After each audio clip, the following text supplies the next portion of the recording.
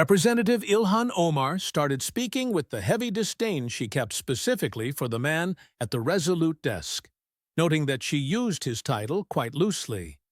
She stood with arms folded in pride, ignoring the seat the Secret Service agent offered, because this was her platform, and she planned to control it completely. I am not one of your frightened little Republican congressmen who kiss your ring, as I represent actual people, and not your billionaire friends or Mar-a-Lago cronies.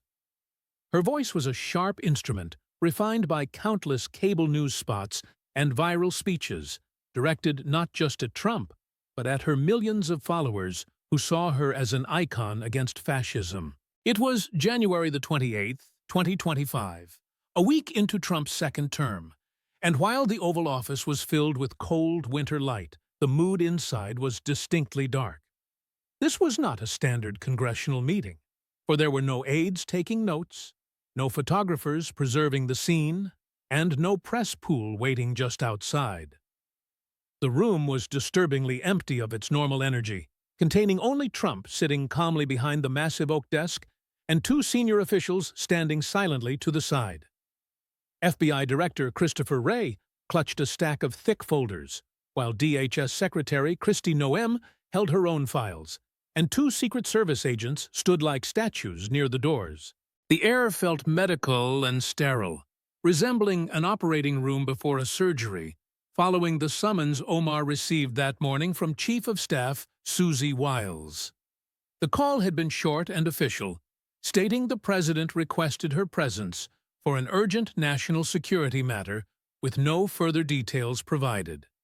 Omar believed she understood exactly what this was about, thinking the blustering bully wanted to intimidate her regarding her vocal criticism of Israel and her demands to cut military aid.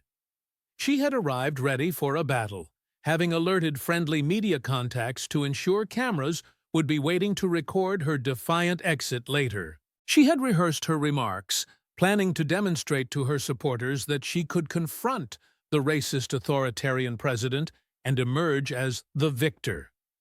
Standing in the Oval Office, she remained convinced she held the advantage, believing her media profile protected her and that her status as a prominent woman of color made her untouchable. She thought Trump was merely another angry old man she could dominate with righteous fury, just as she had overpowered every other political adversary in her career.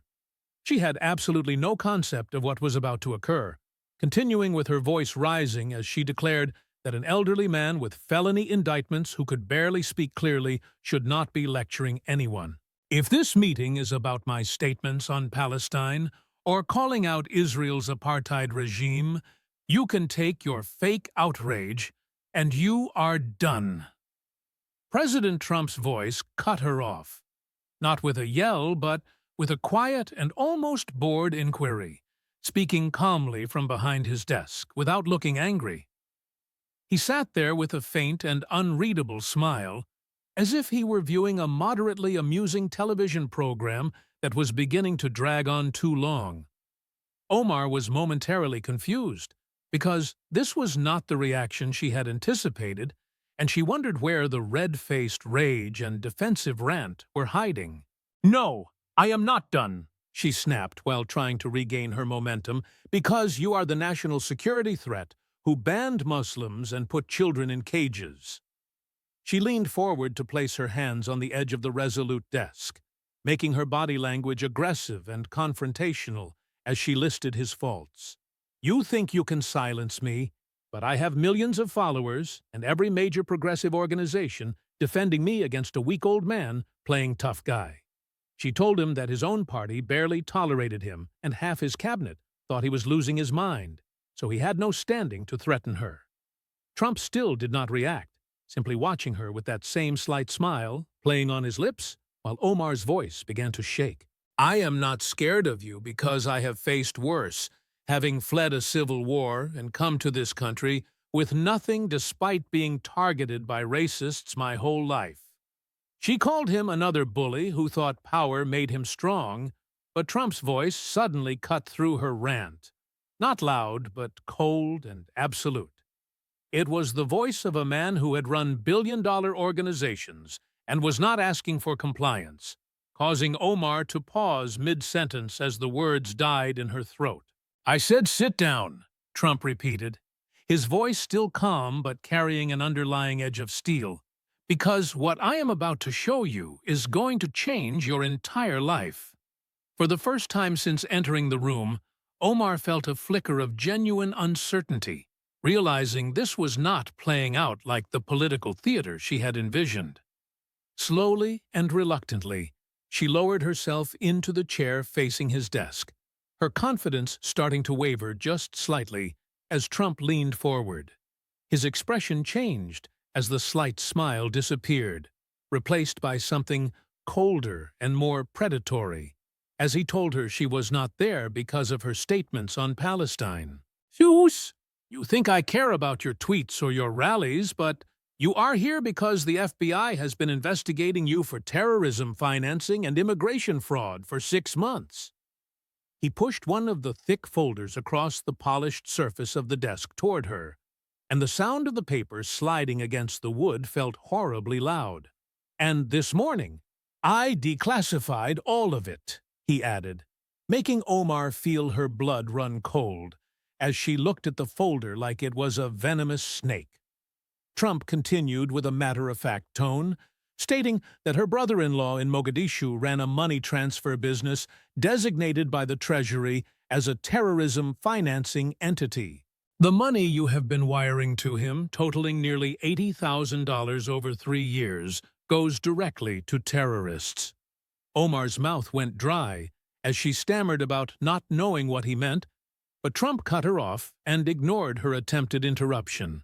"Your citizenship was obtained through fraud," he said flatly, "because you claimed your mother died in Somalia when she is alive and living in London." He noted they had passport records of her visiting her mother, and that she had used a fake family name to qualify for refugee status, committing fraud to enter the country. He leaned back in his chair while watching the color drain from her face and laid out the terms of her surrender. "You have 72 hours to resign from Congress and leave the United States voluntarily, renouncing your fraudulent citizenship before getting on a plane." She was told to go back to Somalia or London or wherever else would take her, and if she did that, everything would stay quiet. "You can spin your resignation however you want, citing health reasons or family reasons or whatever story you wish to tell." He paused to let the offer hang in the air for a long, agonizing moment before lowering his voice to continue his threat. "Or you refuse, and tomorrow morning I hold a press conference in the Rose Garden to declassify every single page of this investigation." He threatened to reveal the terrorism financing, the immigration fraud, and the FBI watch list she had been on since 2018, signing an executive order to initiate denaturalization. "DHS arrests you, and you get detained while you fight it in court for the next 2 years. But you will lose because the evidence is overwhelming." Her citizenship would be stripped, and then ICE would deport her to Somalia publicly with every camera in the world watching. Trump's voice got quieter and more intimate as he told her she had 72 hours to choose between the easy way and the hard way. Omar sat frozen, her mind unable to process the sheer scale of the catastrophe, whispering that he could not do this because it was unconstitutional. Trump told Director Wray to show her the evidence so she understood it was not a bluff, and Wray stepped forward with methodical precision. As Wray began laying out 6 months of investigation, including wire transfers and surveillance photos, Omar realized with horror that her entire life was about to be destroyed. Wray explained that the FBI Counterterrorism Division had been mapping a financial network called the Mogadishu Map, starting with red flags from the Treasury database. He detailed 17 separate wire transfers to Ahmed Nur in Mogadishu, always carefully calibrated below the $10,000 threshold that triggers a federal report. Wray pulled out a photo of a storefront, explaining that while she claimed these were remittances, her brother-in-law was a facilitator for al-Shabaab. We traced $8,000 of your March transfer directly to an explosives expert, meaning you funded the procurement of IED components used against peacekeepers. DHS Secretary Kristi Noem then stepped forward with a tablet, swiping through documents to address the story of the refugee who lost her mother. Your mother did not die in Somalia in the 80s, as she is very much alive and living in a modest flat in East London. Noem tapped the screen to show an image of Omar at Heathrow Airport, noting she had visited her mother 8 times since 2015. You lied on your initial asylum application and citizenship form, making your status null and void under the Immigration and Nationality Act. Noem continued, dropping her tone to a deadly quiet, to address the fact that she assumed a fake family identity to qualify for refugee status. The man you married in 2009 has the same father as you, and we have the Kenyan refugee camp school records listing you both as siblings. Trump leaned forward with his hands clasped, telling her she was the one who looked scared now because the FBI had the DNA and the records. He stood up slowly, towering over the desk, to reiterate the deal that she must resign, renounce the stolen citizenship, and leave the country. Do it quietly, and this stays in this room, allowing you to keep your legacy for the history books, even if it is a lie. Trump leaned down to whisper that, if she tried to play the victim, he would show the Mogadishu map and photos of her living mother to the world. He promised a federal indictment for terrorism financing, detention for years, and deportation in handcuffs with no cameras or rallies to save her. He glanced at the grandfather clock in the corner, reminding her that the clock was ticking and she had to choose between the easy way or the hard way. The silence in the Oval Office was heavy, broken only by the clock, as Omar sat slumped in her chair with the evidence staring back at her. When she was finally escorted from the room, she ignored the text messages from her staff and retreated to her car with hands shaking violently. Her first call was to Alexandria Ocasio-Cortez, whispering that it was a setup and that Trump had files on the marriage and terrorism financing. There was a chilling pause on the line before Ocasio-Cortez responded cautiously, stating that if there was a financial link to al-Shabaab, the caucus could not touch it. The realization hit Omar like a physical blow that the squad was a political alliance rather than a suicide pact, and her calls to others went unanswered. She sat in her dark living room watching the clock vanish, realizing Trump had isolated her by showing her allies that defending her meant tethering their careers to fraud. She dialed a number in London, and when her mother answered, Omar wept while admitting that they knew she was not dead and had the photos. The silence from the other side of the Atlantic was the sound of a decade of deception collapsing, as her mother's existence was now evidence of a crime. As the second day began, her legal team explained that the standard for denaturalization was lower than criminal court, and the evidence was a mountain.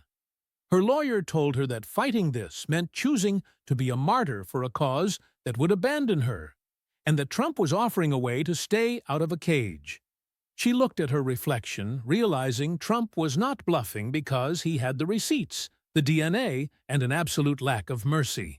At 3 a.m. on Friday, she signed the resignation letter, citing unforeseen personal health challenges to explain her sudden departure.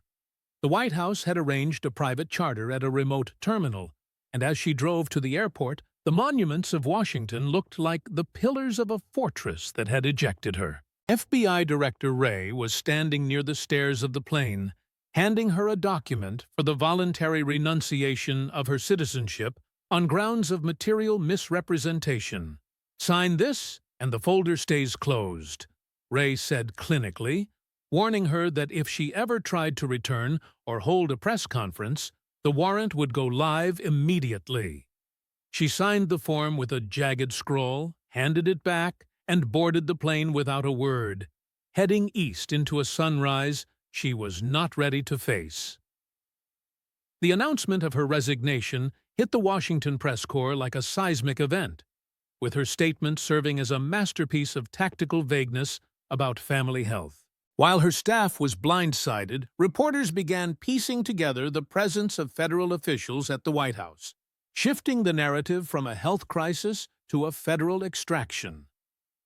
Democratic leadership issued a surgically precise statement, thanking her for her service but offering no defense, as they knew about the files and were pushing her out to avoid the splatter.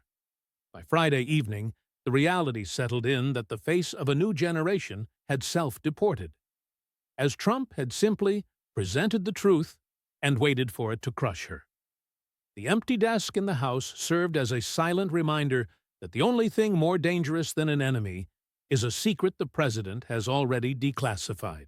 The release of the declassified files was a deliberate strike launched at noon on Saturday, uploading the Mogadishu map to a public portal while Omar was over the Atlantic.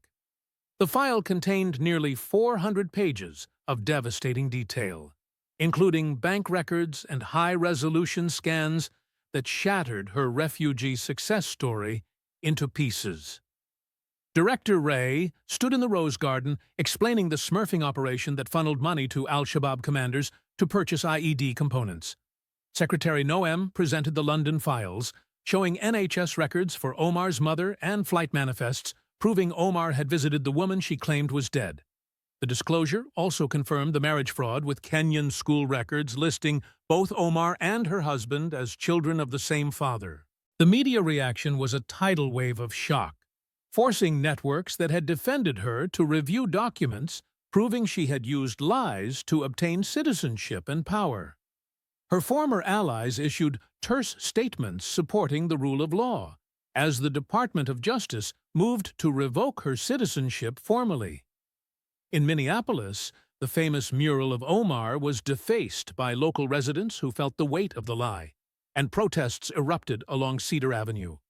The Somali elders held an emergency meeting to express their deep cultural shame, declaring that they could not forgive a sister who lied about her mother while funding bombs. The vacuum left by her departure was filled by federal agents executing warrants, while in London, journalists descended on the mother's flat. Omar arrived in Mogadishu not to a homecoming, but to a cold reception from Somali officials who wanted to distance themselves from the scandal. She was placed in a secure villa, stripped of her electronics, and told that her movements would be restricted for her own safety. By 2027, the woman who once commanded global attention had faded into irrelevance, working as an interpreter and living in a modest apartment. Back in the United States, Congress passed strict integrity laws to prevent such fraud again, and the squad never truly recovered from the loss of invincibility. Ilhan Omar died in Mogadishu in the summer of 2039, a footnote in American papers, leaving behind a legacy that served as a warning that truth has no mercy.